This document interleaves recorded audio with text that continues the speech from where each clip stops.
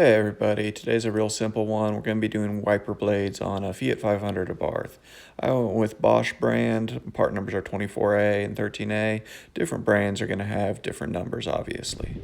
In the center of the blade is a little latch that you can just pull up with your fingers. Push the blade towards the arm to unlock it, then flip it up, over, and it will release. Hey, can you see why I'm getting rid of mine? The latch mechanism on these Bosch replacements isn't exactly the same as the OEM, but it's the same basic idea. You're flipping up a latch. There you go, there you go, there you go, fat guy. Good job. Feed it back over the wiper arm, reverse of install, little jiggle, and pull it up into the hook. Clip the latch closed, and you did it. Have yourself a beer. The other side works in surprisingly exactly the same way as before.